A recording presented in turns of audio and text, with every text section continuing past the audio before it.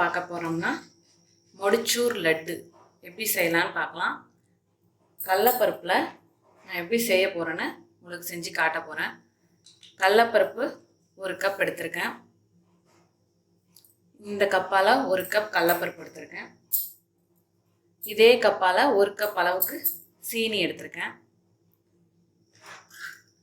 4-5 ஏலக்காய், 5-6 முந்திரி பருப்பு, திராட்சை, ஃபுட் கலர் எடுத்திருக்கேன். 2 டேபிள் ஸ்பூன் அளவுக்கு நெய். இவ்வளோதான். கடலப்பருப்பு வச்சு எப்படி முடிச்சூர் லட்டு செய்யலான்னு இப்போ பார்க்கலாம். நல்லா வாஷ் பண்ணிவிடுங்க கடலப்பருப்பை. இதில் ஒரு வாடை வரும். அந்த வாடை போகிற அளவுக்கு நல்லா வாஷ் பண்ணி வச்சுருக்கேன். 2 மணி நேரத்துக்கு முன்னாடியே இதை தண்ணியில் ஊற வச்சுருக்கேன். ஊற வச்சு கழுவி வடித்து எடுத்துகிட்டு வந்துட்டேன். கொஞ்சம் கொரப்பாகவே அரைச்சி எடுத்துகிட்டு வந்துடுவோம். நம்ம வடைக்கெல்லாம் அரைப்போம்ல, மசால் வடைக்கு, அந்த அளவுக்கு இந்த பதத்தில் அரைச்சி எடுத்துகிட்டு வந்துடுவோம். நான் கொஞ்சம் கொஞ்சமாக 2 பேட்சாக சேர்க்குறேன்.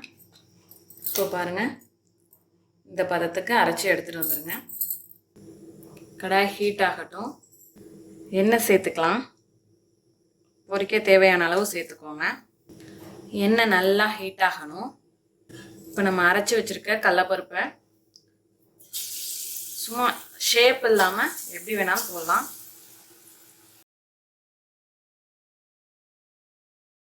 ரொம்ப செவக்காமல் 30 செகண்ட் போல் அப்படி கிளறி விட்டாலே போதும்.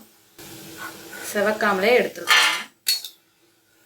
இதே போல் எல்லாத்தையும் பொரித்து எடுத்துக்கோங்க. இப்போ நம்ம எல்லா பேட்சையும் பொரித்து எடுத்துகிட்டு வந்தாச்சு. இது நல்லா ஆறணும்.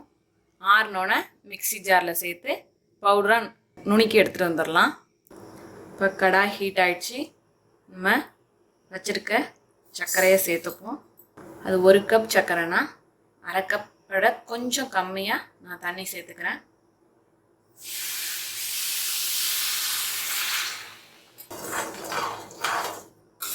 இப்படி கிளறி விட்டுக்கிட்டே இருங்க. நல்லா கரைஞ்சிரும் சர்க்கரை. நல்லா கொதிச்சு வரட்டும்.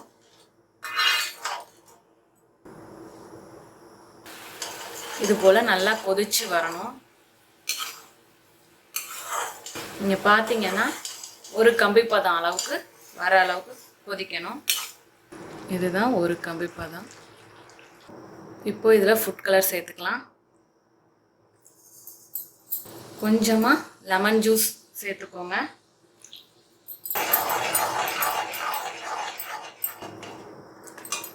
ஒரு ஸ்பூன் அளவுக்கு இதில் நெய் சேர்த்துக்கோங்க.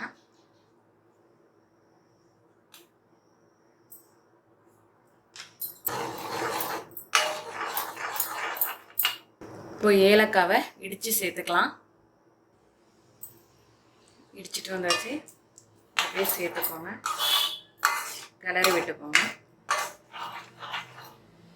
இப்போ பாருங்கள், நம்ம பொரிச்சு வச்சுருந்த கடலை மாவை இந்த மாதிரி போலன்னு இந்த அளவுக்கு அரைச்சி எடுத்துகிட்டு வந்திருக்கேன். இதே போல் எல்லாத்தையும் அரைச்சி எடுத்துகிட்டு வந்துடுவோம். இந்த அரைச்சி வச்சுருக்கத சேர்த்துக்கலாம்.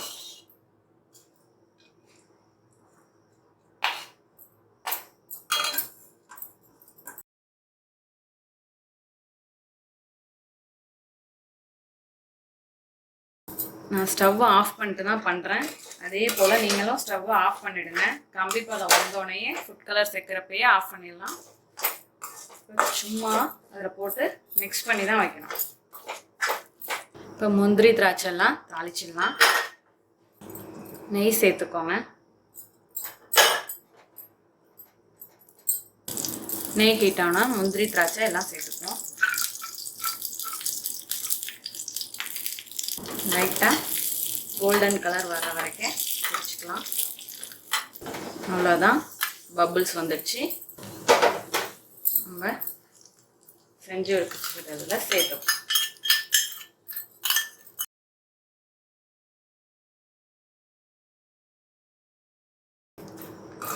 கொஞ்சம் ஆறணுன்னா கைக்கு எதமாக இருக்கிறப்ப உருண்டை பிடிக்கும். இப்போ கொஞ்சம் ஆறி வந்துடுச்சு. லைட்டாக நெய் எடுத்து கையில் தடவிக்கோங்க. தடவிட்டு ஒரே சைஸாக எடுத்துக்கலாம்.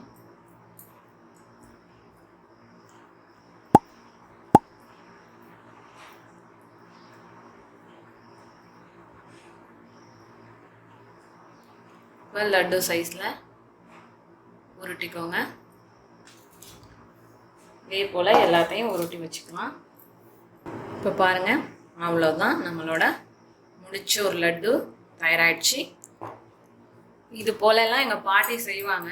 அவங்கள பார்த்து தான் நானே கற்றுக்கிட்டேன். அவங்க சொல்லி தான் இந்த மாதிரி பூந்தியே இல்லாமல் நீங்கள் பண்ணி பார்க்கலாம் அப்படின்னு செஞ்சு காமிச்சாங்க. இதை பாருங்கள், உங்களுக்கு பிரித்து காட்டுறேன்.